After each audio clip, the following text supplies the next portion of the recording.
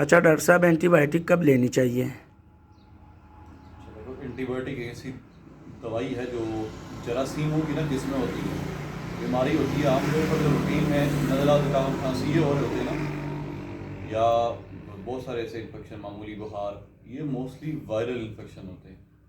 Virus एक ऐसा virus होता है कि जिसके अगेंस्ट एंटीबायोटिक की ज़रूरत नहीं होती।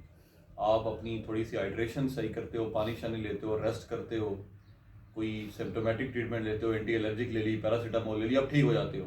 छोटे मोटे मसले।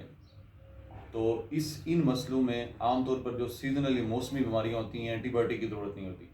एंटीबायोटिक की इंडिकेशन तब होती है जब एक खास किस्म का जरासीम, जिसको बैक्टीरिया बोलते हैं, बैक्टीरियल इन्फेक्शन हो जाए।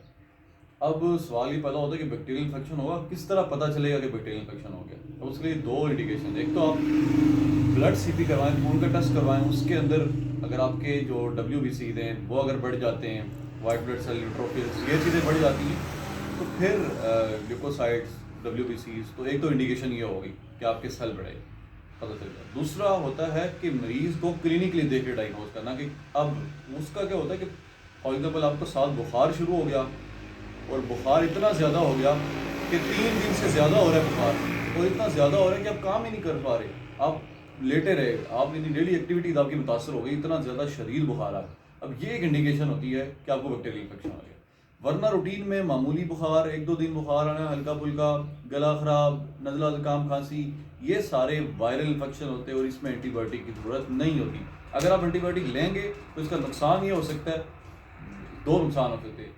एक तो एंटीबायोटिक रेजिस्टेंस आ सकती है, यानी जब आप बीमार होंगे तब ये दवाई काम नहीं करेगी। आप जब नहीं थी इस दवाई की ज़रूरत आपने तब ली, आपका जो कुव्वत मुदाफ़त है, इम्यून सिस्टम उसको रिकॉग्नाइज कर लेता है, उसको पहचान लेता है, दोबारा उसके खिलाफ कुछ उसके खिलाफ कुछ ऐसा सिस्टम एक्टिवेट कर देता है कि जब दोबारा आप वो दवाई लेंगे तो वो दवाई काम नहीं करती।